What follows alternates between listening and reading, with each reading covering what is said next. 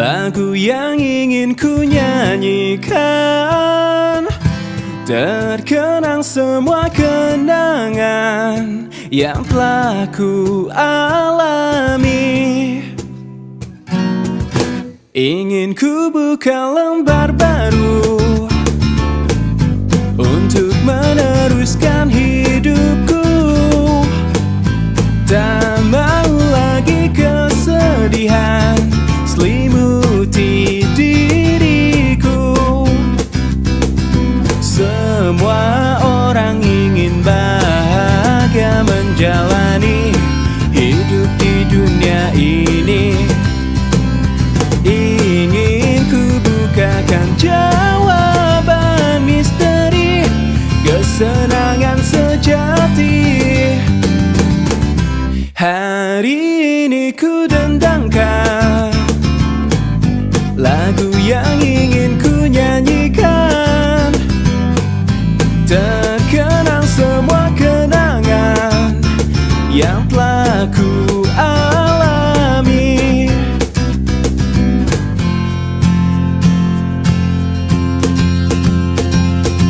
Menari dan terus bernyanyi mengikuti irama sang mentari, tertawa dan selalu ceria, berikan ku arti hidup ini.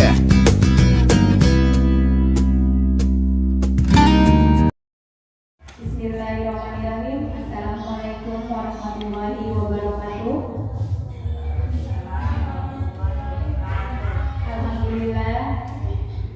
Alhamdulillahirrahmanirrahim. Wa bihi nasta'in wa ala umuri din. Wassalatu wassalamu ala asyrofil anbiya'i wal mursalin wa ala alihi wa sahbihi ajmain, amma ba'du. Pertama-tama yang saya hormati Kepala Sekolah SDN Cipatama 03, yaitu Bapak Junaidi SPDSD. Hari ini beliau berhalangan hadir untuk berkumpul di tengah-tengah kita. Yang saya hormati guru-guru SDN Cipatama 03 yang menjadi peserta diseminasi budaya positif.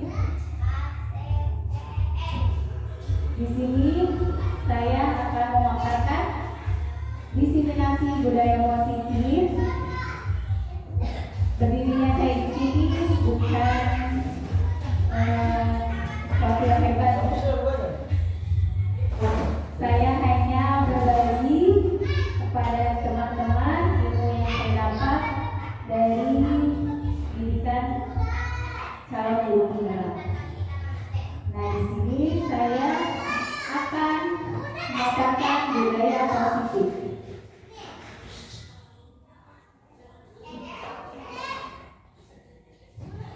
Di dalam budaya positif terdapat konsep inti budaya positif. Di antaranya, pertama, perubahan paradigma belajar, kedua, disiplin positif, ketiga, nilai-nilai kebaikan, keempat, kebutuhan dasar manusia, kelima, motivasi perilaku manusia, yang keenam, posisi kontrol guru, yang ketujuh, keyakinan kelas, dan yang terakhir yaitu segitiga restitusi. Yang pertama, pembelajaran dengan paradigma baru. Pembelajaran yang dirancang berdasarkan prinsip pembelajaran berdiferensiasi sehingga peserta didik belajar sesuai kebutuhannya berdasarkan tahap perkembangan sesuai teori psikologi modern untuk mewujudkan profil pelajar Pancasila. Jadi, dalam pembelajaran dengan paradigma baru, kita di sini membutuhkan tahapan perkembangan sesuai dengan profil pelajar Pancasila kepada murid-murid kita. Yang kedua, profil pelajar Pancasila yang terdapat pada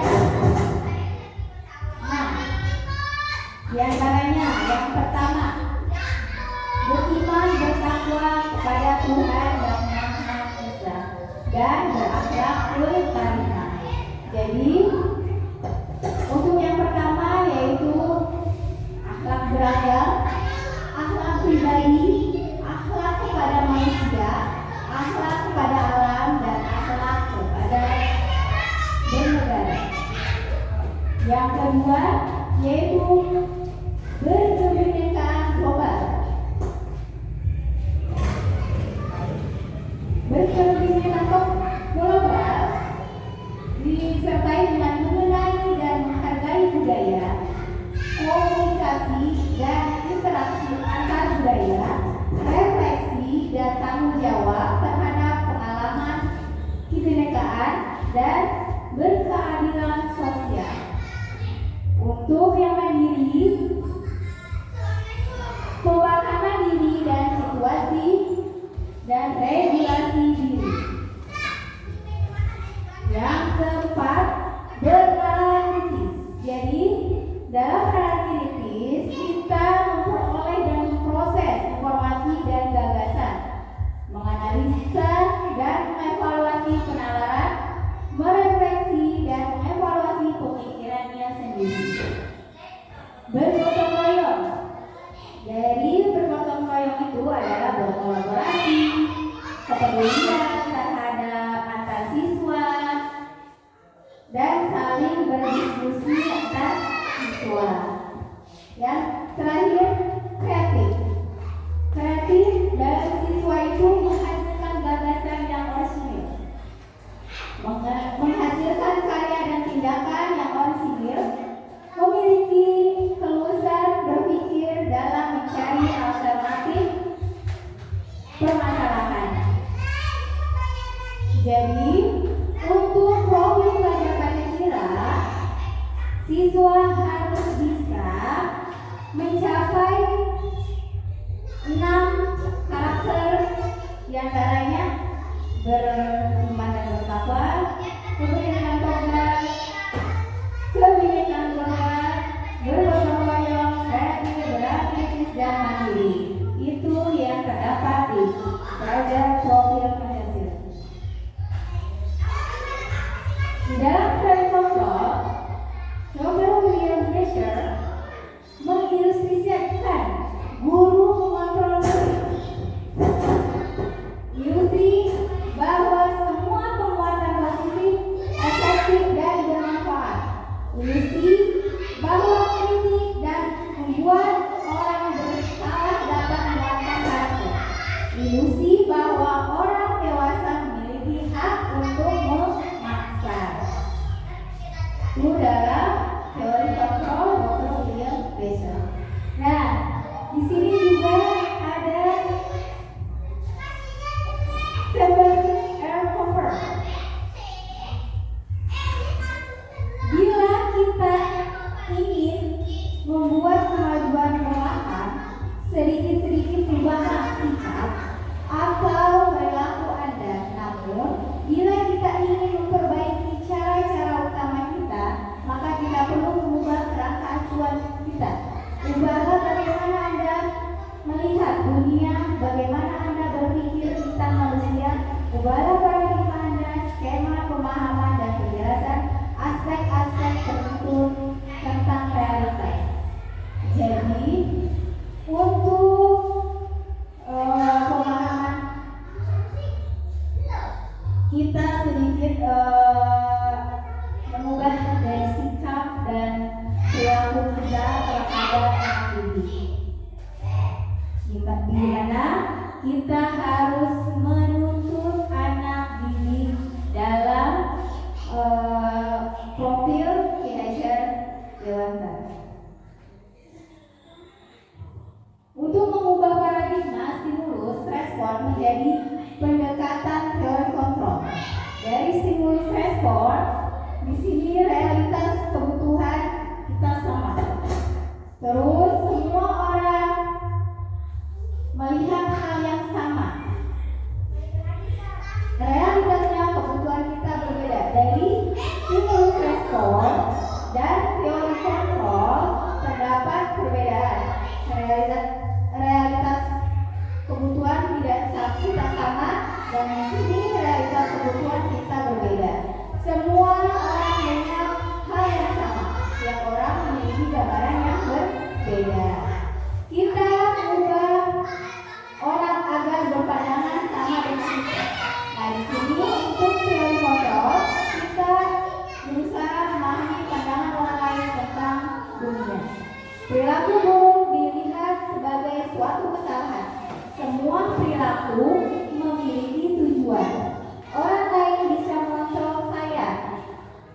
Untuk self control hanya Anda yang bisa mengontrol diri Anda. Saya bisa mengontrol orang lain, Anda tidak bisa mengontrol orang lain. Memaksa Anda pada saat menunjukkan gagal. Nah, untuk kolaborasi dan konsensus menciptakan pilihan-pilihan baru. Model berpikir menang atau kalah. Nah, untuk teori kontrol, model berpikir menang-menang.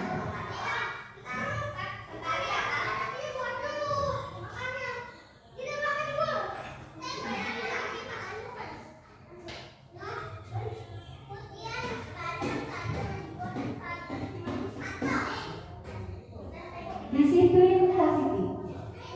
Disiplin positif dari kata disiplina yang artinya belajar. Disiplin mengacu pada disiplin diri yang memiliki tanggung jawab terhadap apa yang dilakukannya berdasarkan nilai-nilai yang diyakininya. Disiplin positif merupakan salah satu cara penerapan disiplin yang bertujuan untuk menumbuhkan, berdasarkan, serta berdayakan peserta didik tanpa imbalan penghargaan atau reward, ancaman atau hukuman.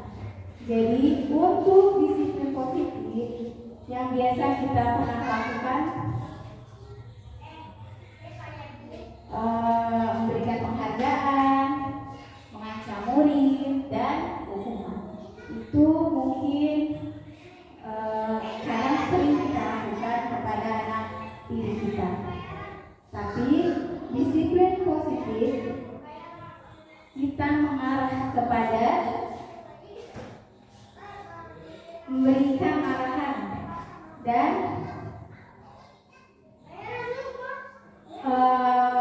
mengetahui permasalahan-permasalahan yang ada pada peserta didik.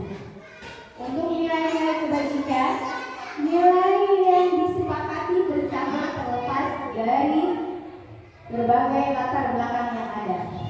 Pertama, profil pelajar Pancasila, beriman dan bertakwa kepada Tuhan Yang Maha Esa dan berakhlak mulia, berkebinekaan global, gotong royong, mandiri, kreatif, dan berpikir kritis. Keterampilan hidup atau life skill dapat dipercaya, lurus hati, pendengar yang aktif, tidak merendahkan orang lain, dan memberikan yang terbaik dari diri.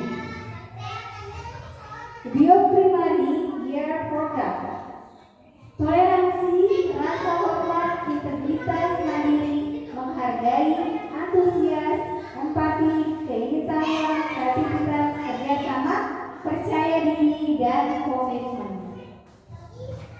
Itu dari nilai-nilai kebajikan yang ada dari berbagai latar belakang. Kebutuhan dasar manusia. Segala sesuatu yang kita lakukan untuk mendapatkan apa yang kita inginkan, sehingga semua tindakan yang kita miliki tujuan bertentang manusia. Segala sesuatu yang kita lakukan untuk mendapatkan apa yang kita inginkan, sehingga semua tindakan yang kita lakukan memiliki tujuan tertentu, dan kita pasti akan melakukan usaha terbaik untuk memenuhi kebutuhan dasar tersebut.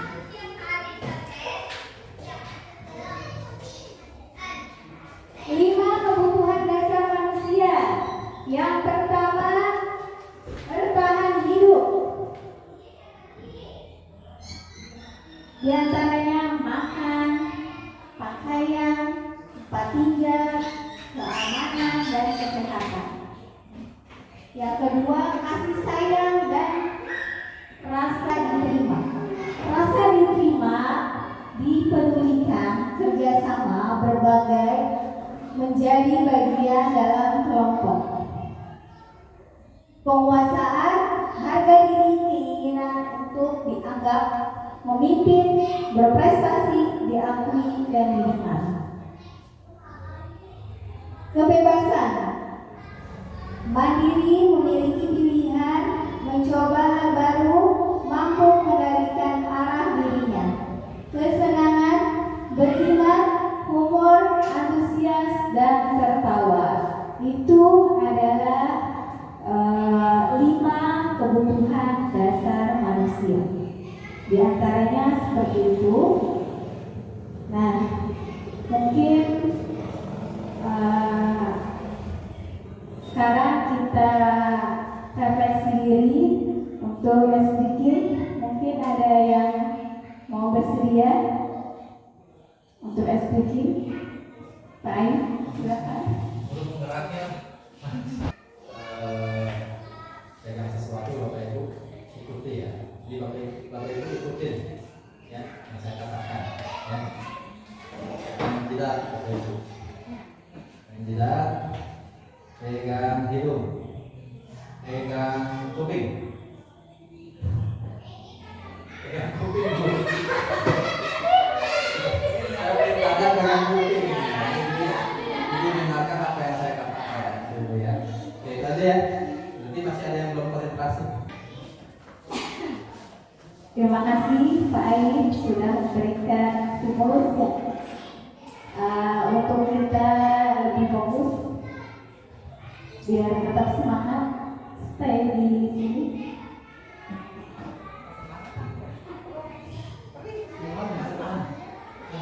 Selanjutnya ada motivasi perilaku manusia. Jadi di sini kita memotivasi perilaku manusia, diantaranya untuk menghindari ketidaknyamanan atau hukuman, untuk mendapatkan imbalan dan penghargaan dari orang lain, untuk menjadi orang yang mereka inginkan dan menghargai diri sendiri dengan nilai-nilai yang mereka percaya. Jadi memotivasi perilaku manusia. Di peserta didik kita menjadi guru harus memiliki motivasi kepada anak didik untuk berperilaku yang baik. Jadi memberikan kepada peserta didik untuk merasa nyaman terhadap di sekolah, di kelas, agar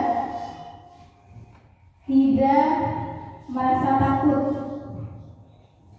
terhadap sekolah atau di kelas. Biasanya kan ada guru yang ditakuti sama anak murid. Nah, di sini kita memberikan motivasi perilaku manusia terhadap peserta didik kita untuk menghindari ketidaknyamanan atau hukuman.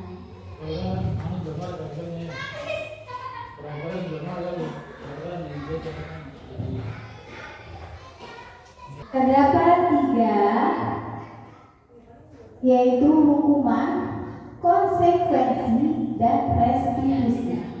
Hukuman tidak terencana, bersifat satu arah, berupa hukuman fisik atau psikis. Murid tidak tahu apa yang terjadi atau tidak dilibatkan. Konsekuensi terencana atau disepakati sesuai peraturan. Murid tetap dibuat tidak nyaman. Sikap guru selalu memonitor murid. Restitusi, proses menciptakan kondisi bagi murid untuk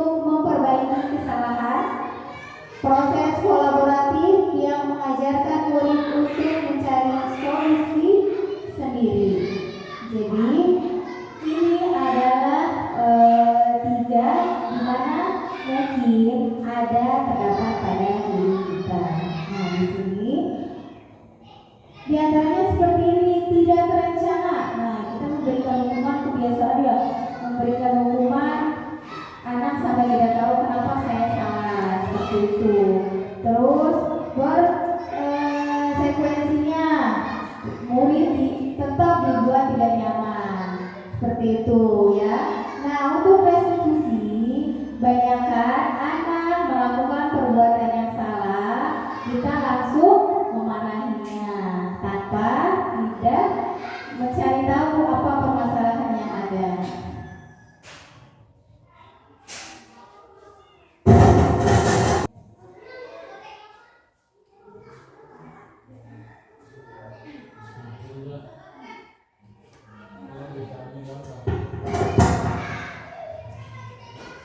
Lima posisi kontrol guru.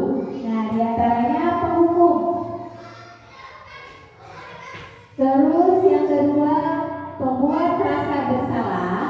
Yang ketiga, teman. Yang keempat, pemantau. Yang kelima, manajer. Coba, mungkin di antara 5 posisi kontrol, yang manakah yang ada pada diri Bapak Ibu guru semua? Coba, untuk penghukum,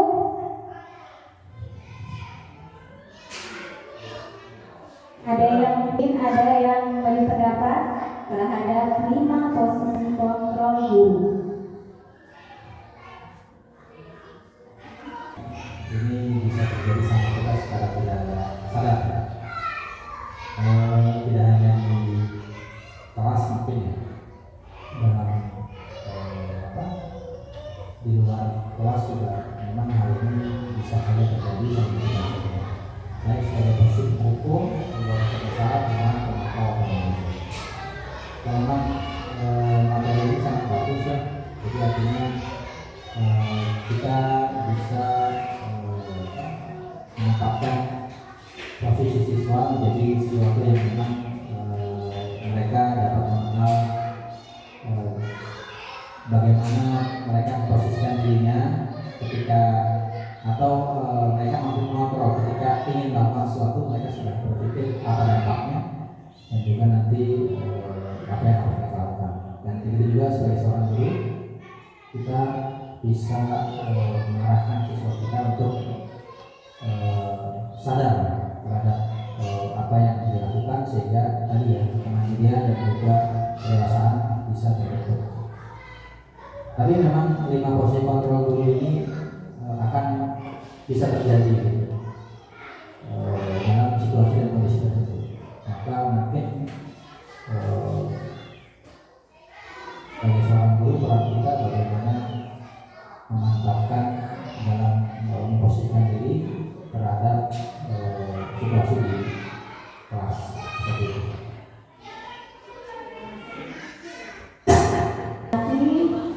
Pak Ilham sudah menjelaskan 5 kontrol yang ada di posisi kontrol ini. Jadi kita bayangkan mungkin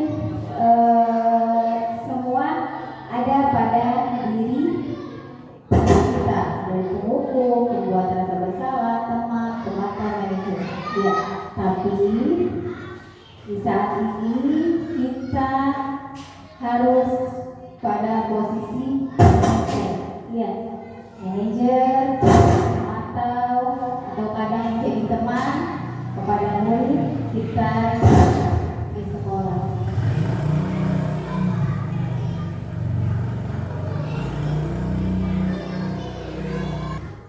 Penghukum dan sini keterangannya kamu berkeliling Bapak. Kamu harus berkeliling maksimal sebanyak 5 kali gitu. Nah, hukuman itu emang masih ada atau dibolehkan atau bagaimana?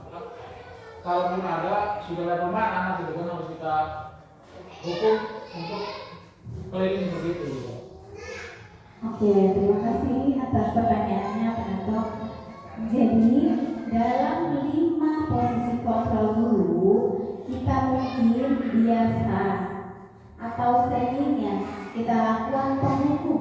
Nah, keterangan di sini kamu harus berkeliling lapangan sebanyak 5 kali.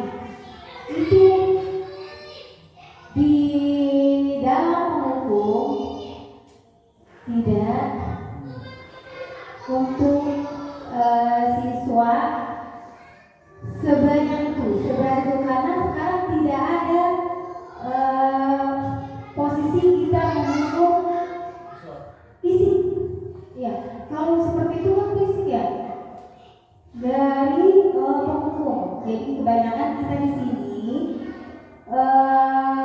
posisi kontrol guru, kita mengontrol diri kita untuk tidak membuat hukuman atau memberikan hukuman kepada siswa tentang isi seperti itu, ya Bapak. Jadi sekarang tuh nggak ada yang menghukum siswa terhadap anak peserta didik untuk secara fisik. Jadi kalau memang mereka berbuat salah atau melanggar aturan atau keyakinan kelas di sekolah, jadi kita harus mencari tahu apa akar permasalahannya, seperti itu. Mungkin dari saya menjawab pertanyaan dari Pak Nato. Ada yang mau ditambahkan dari pertanyaan Pak Nato? Mungkin tanyakan.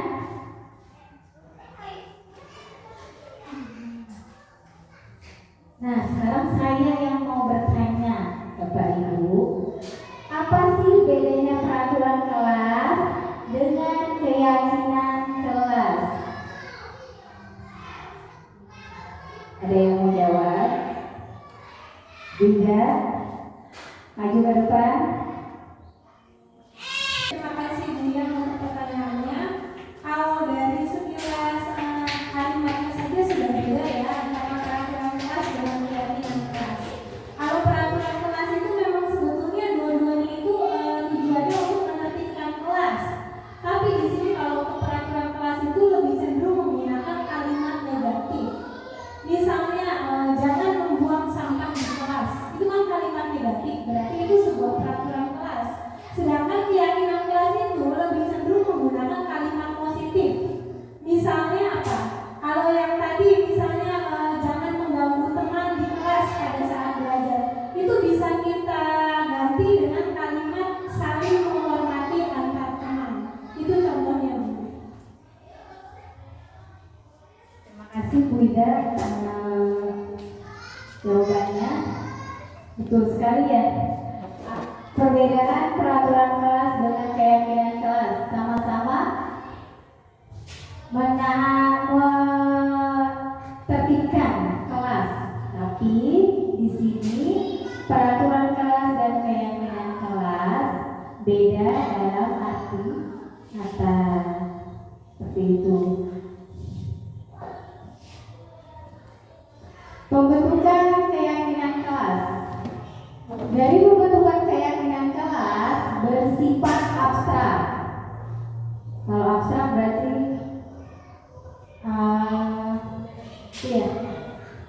ya nyata. Berupaya pernyataan universal, berupa pernyataan positif dan singkat, sesuai kondisi kelas dan sekolah, melibatkan semua warga kelas atau sekolah.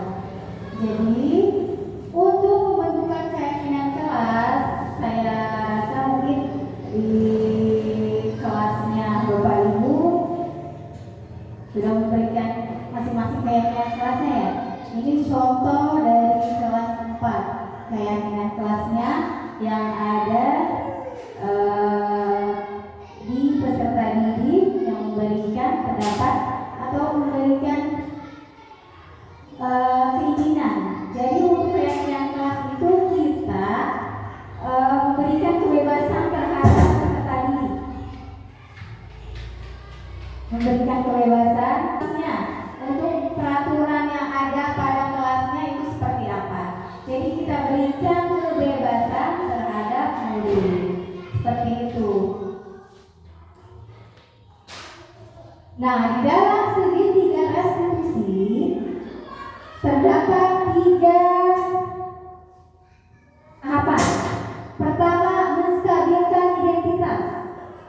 Kedua, validasi tindakan yang sama, yang salah.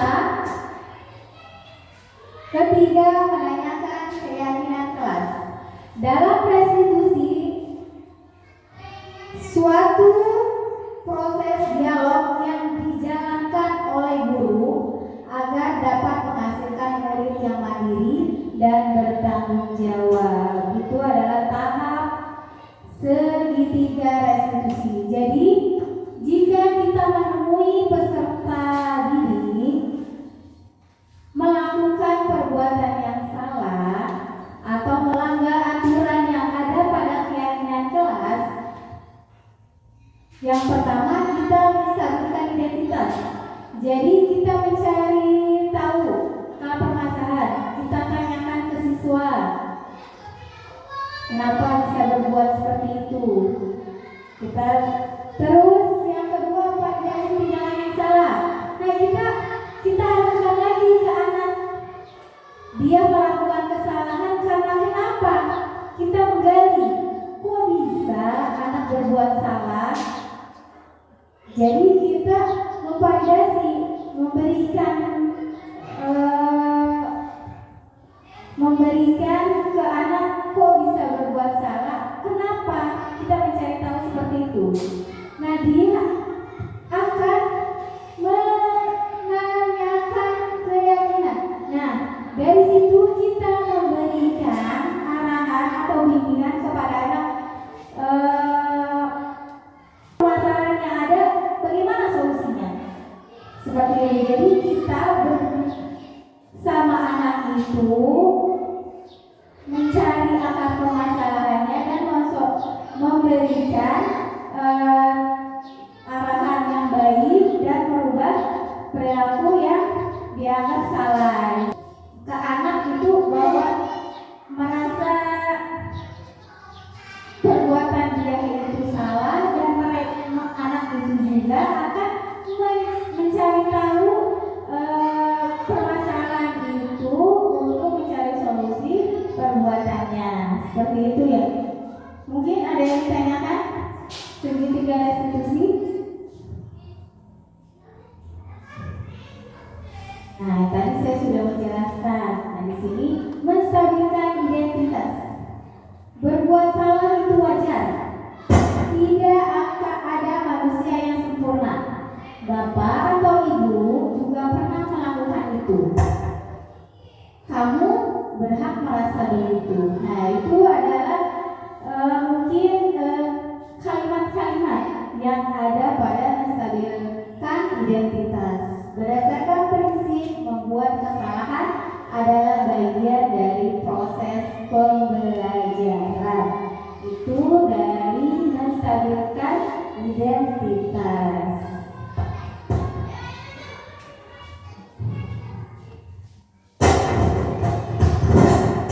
Validasi tindakan yang salah.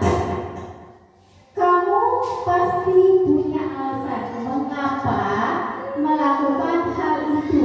Nah, seperti itu Bu, untuk memvalidasi tindakan yang salah kepada anak. Padahal kamu bisa melakukan yang lebih buruk dari itu. Jadi kita mengarahkan, kalau dia sudah melakukan itu, kita berikan kalau melakukan lebih itu lebih bahaya. Jadi anak berpikir kritis. Kamu patut bangga karena telah mengandung sesuatu yang penting buatmu. Nah, itu adalah berdasarkan prinsip setiap perilaku berupaya memenuhi suatu kebutuhan tertentu. Tuh.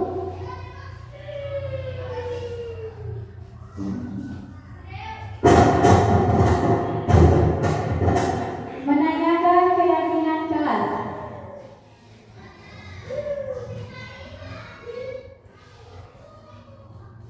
Apa keyakinan kelas kita? Nilai-nilai apa yang sudah disepakati bersama? Seperti apa gambaran sebuah kelas yang ideal menurut kamu? Nah, di sini kita menanyakan keyakinan kelas yang ada pada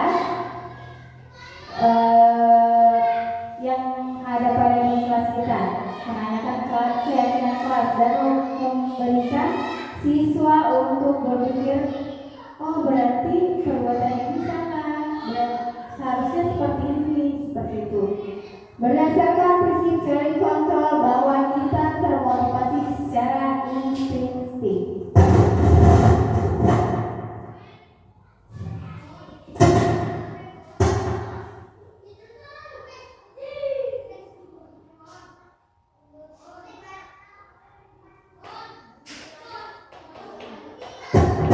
Ini ada contoh penerapan segitiga restitusi yang saya terapkan di kelas. Ibu sangat menghargai tindakan kamu yang tidak berbuat ibu daripada ini. Misalnya, sekarang coba kita lakukan tindakan kamu marah sampai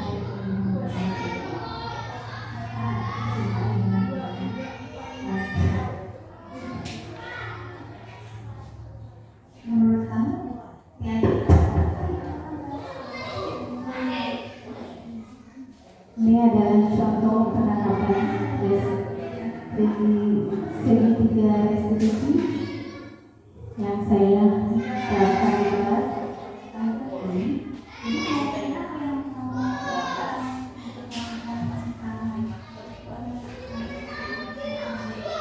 Kamu bersedia masalah ini? Apa yang kamu lakukan untuk memperbaiki hal ini?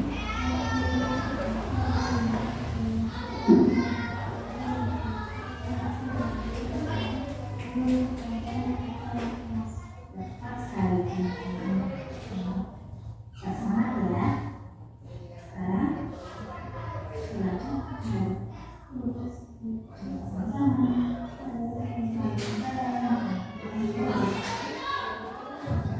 mungkin itu suatu dari.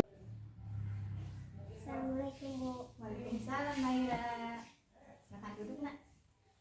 Naira, tadi ibu dapat laporan dari teman kamu. Kamu katanya berantem ya sampai Iki. Iya Bu, habis kesal sih. Kenapa kesal? Rifki terus menerus mencontek hasil kerja saya. Bukan hanya PR, tugas juga sering dicontek. Oh begitu, iya wajarlah kamu merasa kesal dan marah. Ibu juga kalau ada di posisi kamu pasti berbuat yang sama. Lalu apa yang kamu lakukan terhadap Rifki? Saya marah-marah Bu dan tanpa sadar saya mengebrak mejanya. Oh begitu, pasti kamu berbuat seperti itu ada alasannya ya? Iyalah Bu, saya sudah susah payah mengerjakan soal tapi Rifki hanya mencontek, tidak mau berusaha sendiri. Oh begitu, pasti kamu. Iya wajarlah kamu merasa marah karena tidak rela pekerjaan kamu dicontek oleh Rifki. Ibu sangat menghargai tindakan kamu yang tidak berbuat buruk daripada ini. Misalnya mukul. Iya. Sekarang coba kita pikirkan tindakan kamu marah sampai mengebrak meja itu apa sesuai dengan tindakan kelas kita? Tidak Bu. Menurut kamu keyakinan kelas apa yang kamu langgar? Saling menghormati antar teman. Iya betul. Menurut kamu saling menghormati antar teman itu penting tidak menurut kamu? Penting. Baik, jika kamu menurut kamu penting, jadi keyakinan apa yang kamu lakukan untuk melakukan kesalahan? Saya harus lebih bersabar Bu. Kamu bersedia memperbaiki masalah ini? Bersedia Bu. Apa yang kamu lakukan untuk memperbaiki kesalahan ini? Saya akan lebih bersabar dan menahan amarah saya. Kalau ada teman yang mencontek, saya akan melaporkan kepada guru mata pelajaran atau wali kelas. Tepat sekali tindakan kamu, Naira. Tetap semangat ya. Sekarang silakan kembali ke kelas. Terima kasih Bu. Ya, sama-sama. Assalamualaikum. Waalaikumsalam warahmatullahi wabarakatuh. Penerapan segitiga restitusi dan yang terakhir adalah penutup. Dalam melaksanakan program budaya positif, hendaknya seorang guru memiliki standar kepribadian profesional dan sosial yang baik sehingga bisa menuntut muridnya dalam melaksanakan program budaya hendaknya seseorang guru memiliki standar kepribadian profesional dan sosial yang baik sehingga bisa menuntut muridnya menjadi individu yang merdeka dan bertanggung jawab. Terima kasih. Mungkin cukup pemaparan saya tentang diseminasi budaya positif SDN Sumatera 03. Mohon maaf atas segala kekurangan yang ada pada diri saya. Saya akhiri. Wassalamualaikum warahmatullahi wabarakatuh.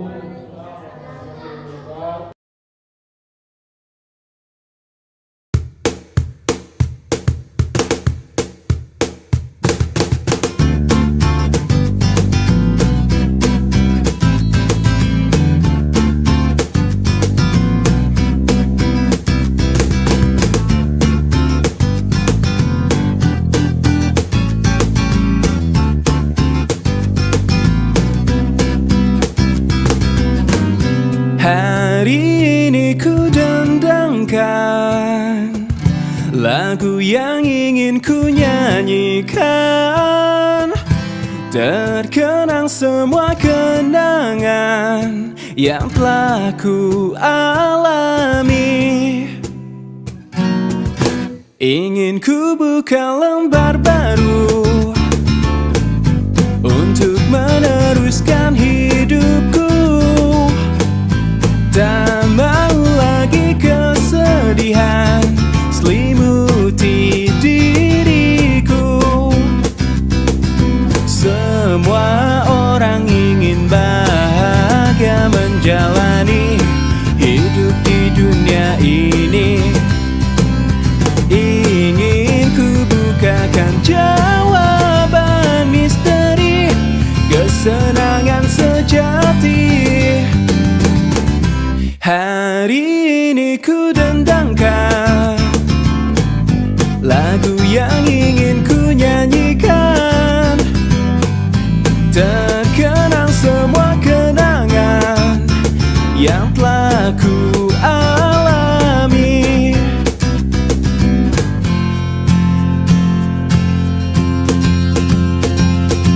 Menari dan terus bernyanyi mengikuti irama sang mentari. Tertawa dan selalu ceria, berikan ku arti hidup ini.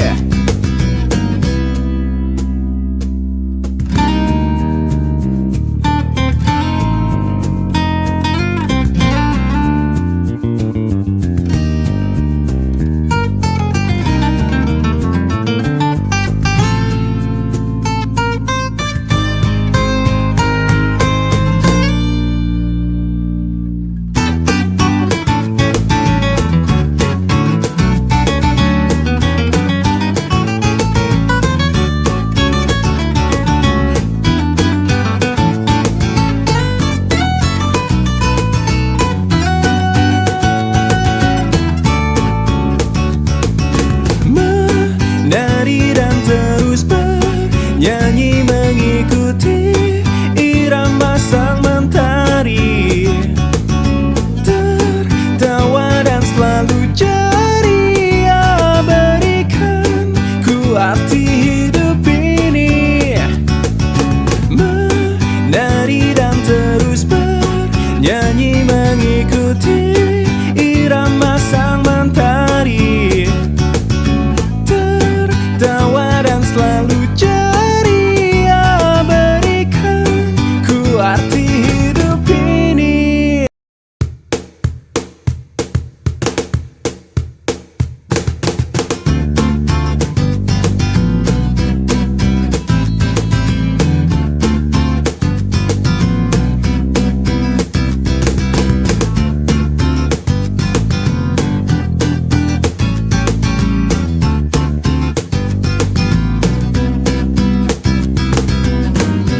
Hari ini ku dendangkan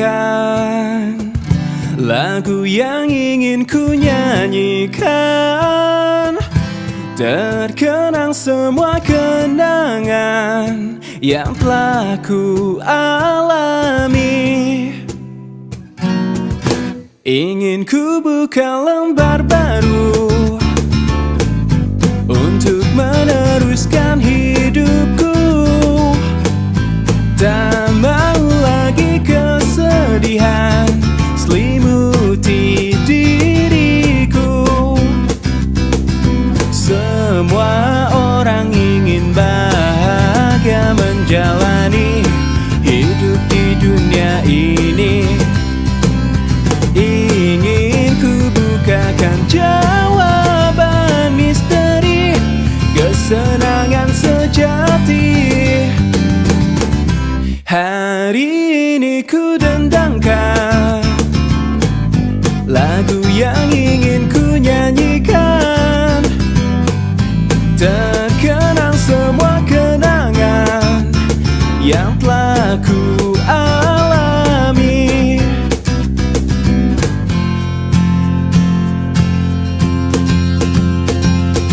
Menari dan terus bernyanyi mengikuti irama sang mentari.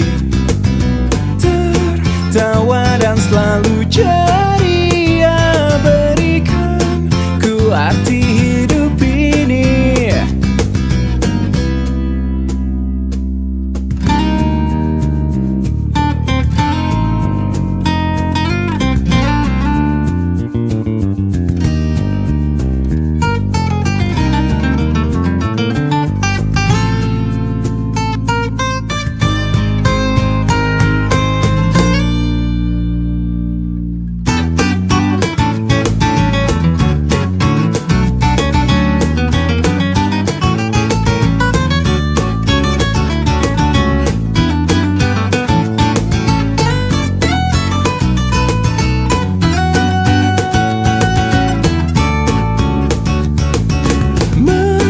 Menari dan terus bernyanyi mengikuti irama sang mentari.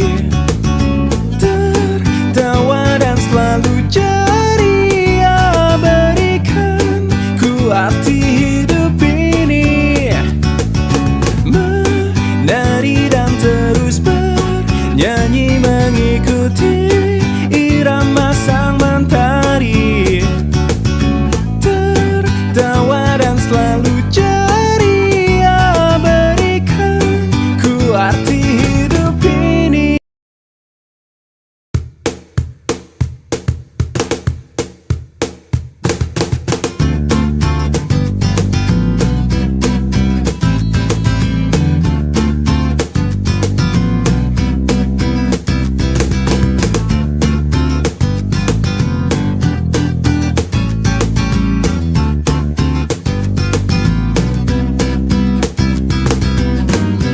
Hari ini ku dendangkan lagu yang ingin ku nyanyikan. Terkenang semua kenangan yang telah ku alami. Ingin ku buka lembar baru untuk meneruskan hidupku.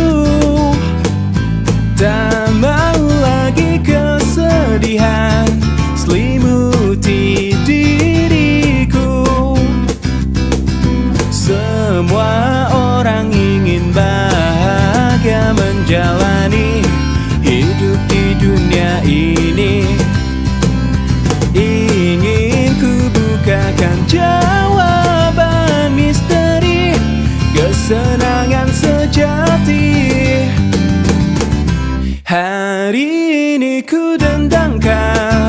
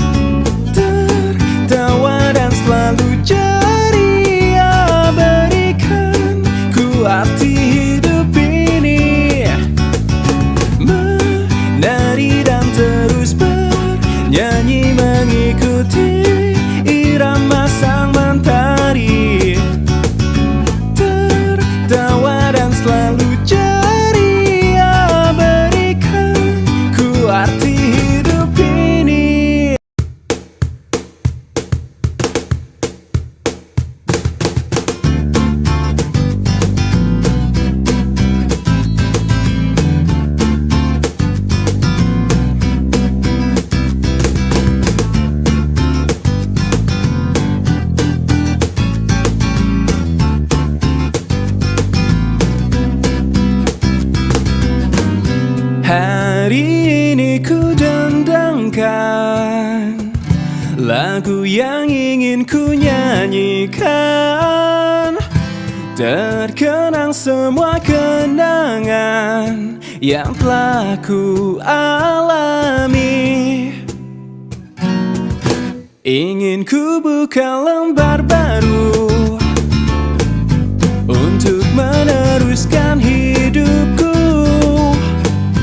Tak mau lagi kesedihan selimuti diriku. Semua orang ingin bahagia menjalani hidup di dunia ini. Ingin ku bukakan jawaban misteri kesenangan sejati. Hari ini ku dendangkan lagu yang ingin ku nyanyikan. Terkenang semua kenangan yang telah ku alami.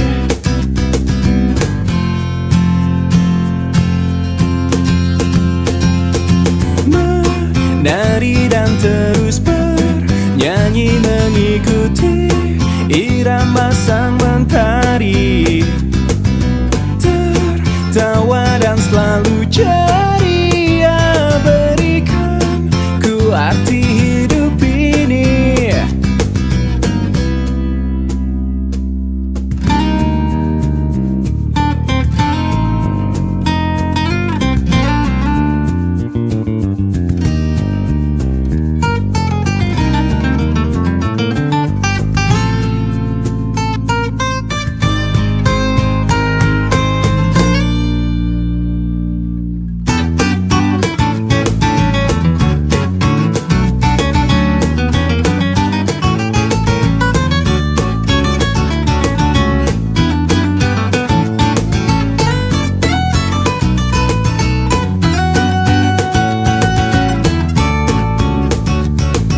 Menari dan terus bernyanyi mengikuti irama sang mentari. Tertawa dan selalu ceria, berikan ku arti hidup ini.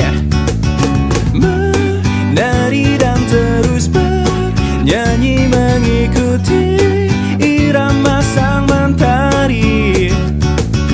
Tertawa dan selalu ceria, berikan ku arti hidup ini.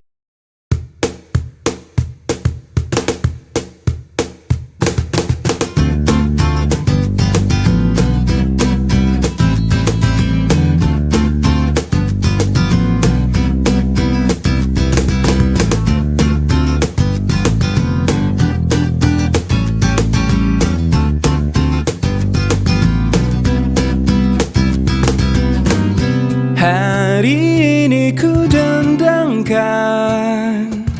lagu yang ingin ku nyanyikan. Terkenang semua kenangan yang telah ku alami.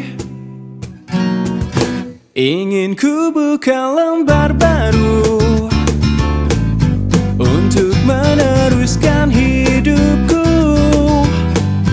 Tak mau lagi kesedihan selimuti diriku. Semua orang ingin bahagia menjalani hidup di dunia ini. Ingin ku bukakan jawaban misteri kesenangan sejati. Hari ini ku dendangkan lagu yang ingin ku nyanyikan. Terkenang semua kenangan yang telah ku alami.